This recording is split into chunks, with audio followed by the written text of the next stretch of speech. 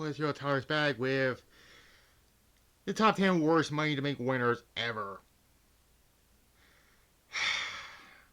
I know Money Bank is Saturday and perfect timing for me now. So, by the way, Thursday on my secondary channel, you obviously know, TNA Slammiversary 2006, and then tomorrow on here, on this channel, episode 80 of Showdown, going into, no wait, Deception, not Internal Sin, that was last month. But anyways, let's talk about, I understand why I'm not doing a retrospective Money Bank review, because one, it has to fucking go, and two,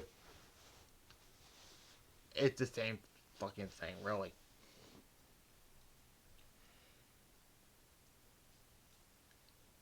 But anyways,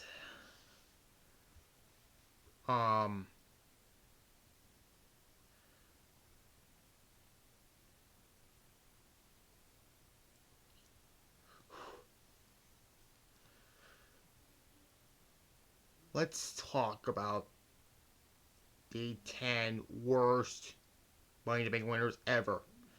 There are two I did not put on here.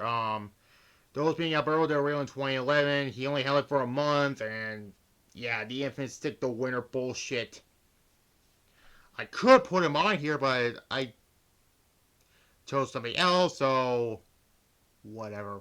And the other was Jack Swagger, and the reason why, because he only held the title for like what? Or the briefcase 2 days because of a SmackDown taping, and we all know about that brain. I might talk about a dumpster fire on his world title run. Oh god.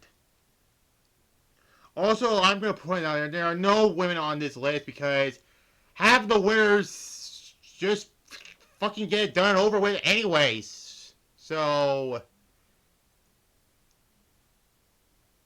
yeah, that makes this concept more meaningless.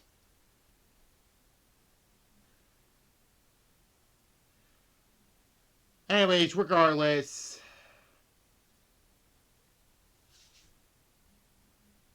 let's talk about this. Number 10, Otis in 2020. Yeah, I sort of remember this one also. The whole climb the clusterfuck ladder. Like, now the winning side, Asuka, don't mind, because she was the right person to win that briefcase, although she technically was handed the title the following night, which, yeah, the less about Pandemic Wrestling, the better, but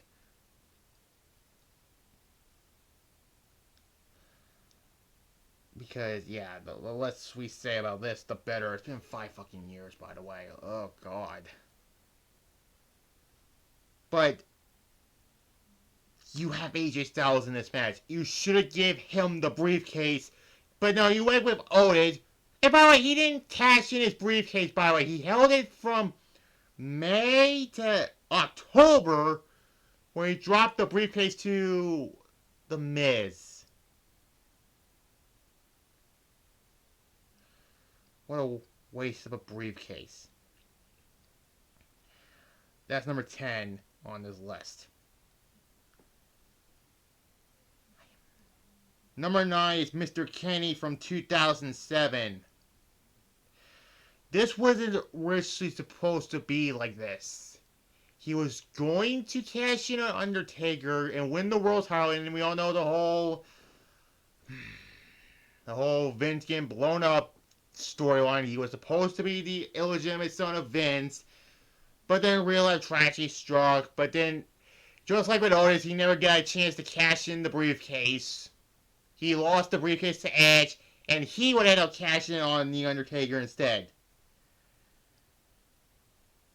I mean, Kenny winning wasn't the worst choice, but apparently he got a major injury, and they had to take the briefcase off him, but then it turns out it was a minor injury.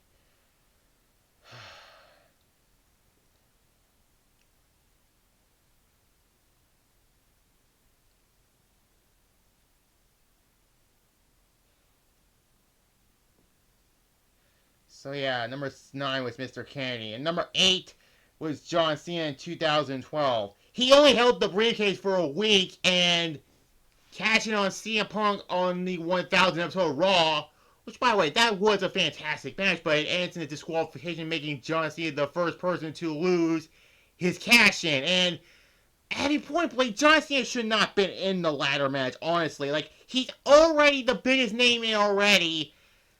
He doesn't need the fucking briefcase. Just like 2 spots later, we'll talk about. But, yeah, at least it continues the feud between him and CM Punk. And then that fucking Goldberg ripoff guy into it also. And y'all know who I'm referring to. Right back. Fuck him. And I know Cena's doing his whole farewell thing. He's now a heel, which, if you saw one of my tweets about it, I'm not a fan of this heel run. I mean, it was a good idea at the beginning at Elimination Chamber, but you pair him up with fucking Randy Orton. And that better be the last fucking time, okay? I mean, we haven't seen Orton since Backlash.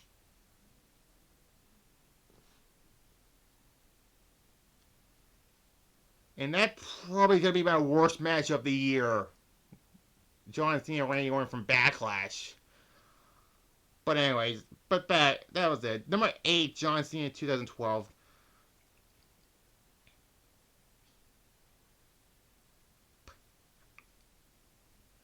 Number 7, Sheamus in 2015. Like, I like Sheamus, but he was booked to lose, like, except for his win at Orton at SummerSlam, he was booked like every fucking Money Bank winner ever. Lose, fucking lose. Until he successfully cashed in on Roman Reigns at Survivor Series.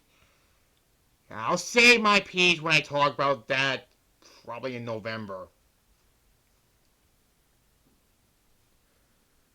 But, yeah.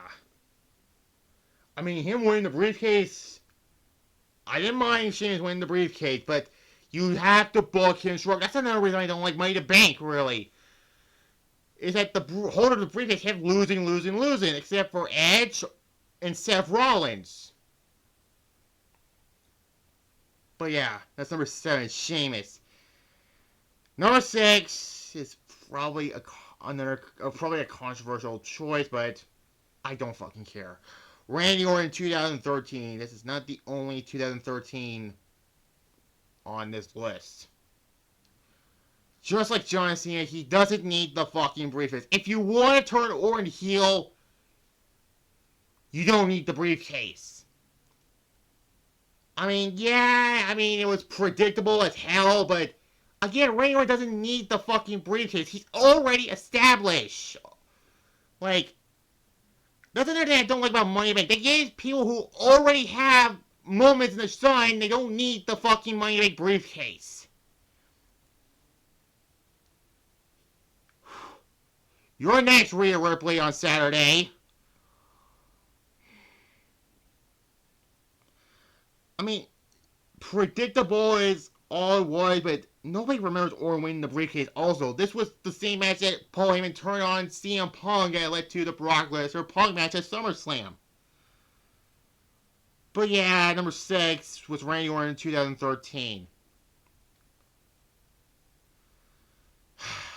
And now we're on to the top 5. And these... Yeah, number 5, Big E in 2021. The reason why I'm sad about talking about it is because, yes, he did win the briefcase. He did cash in on Lashley and won the WWE Championship. But the reign of the WWE Championship was... They had him lose to Roman at Survivor Series. And he was booked like a weak champion until day 1, 2022, when he dropped the belt to Brock Lesnar. And however, I would have given the briefcase to Seth Rollins because he was the top heel. I mean, you could have done Rollins and Edge for the title at SummerSlam, but I understand why they didn't do it because that They want to do Cena and Roman for the title instead of SummerSlam, which I understand why, but still. Big E is number 5 on this list from 2021. Now we get to the top 4.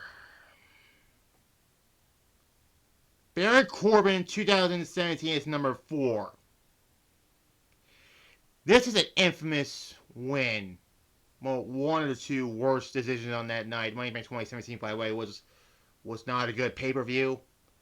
I will eventually, maybe after the Mick Foley one, I'll talk about the main downfalls of Baron Corbin in WWE, and it started with the Money to Make win. He failed his fucking cash in on fucking Jinder Mahal.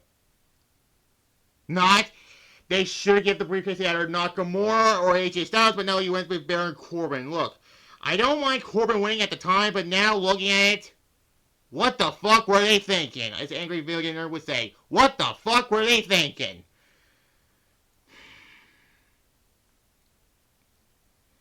So that's number 4, Baron Corbin 2017. Number 3 and number 2 are the same ones I talked about in Dumpster Fires.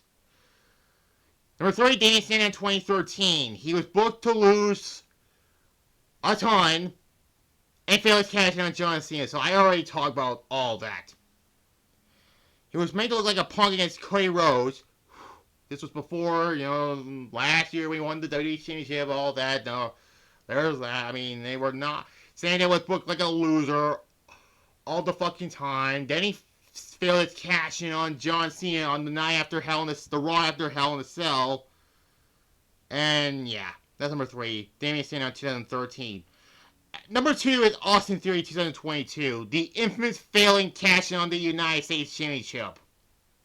And once again, like Sandow, he was losing and losing and losing, and then he failed his cash in on the fucking United States Championship.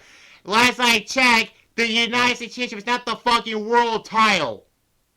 Because this is one time where Roman had both belts. This was before they brought back the World Heavyweight Championship.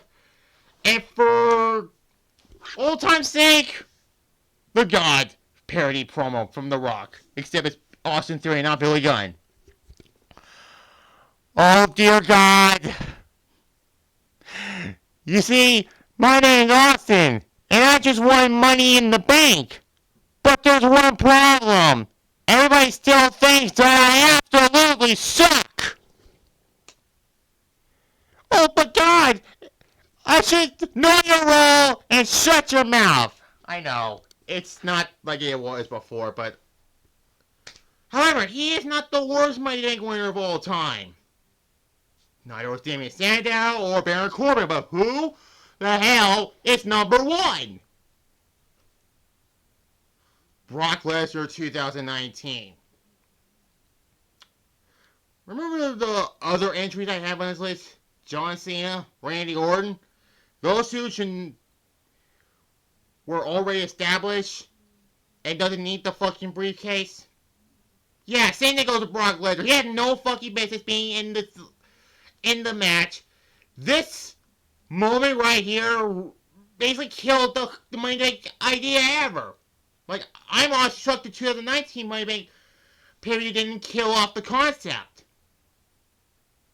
And yes, spoilers, SummerSlam 2019 is going to be one of my SummerSlam reviews. It's going to be like the last one. What, the other 2? I ain't telling you. Even though you saw like images on my second community tab on what the July reviews will be. 2 of them are not really SummerSlam reviews. The others are, so... yeah. So, that was my list. That's number 1. Brock Lesnar 2019.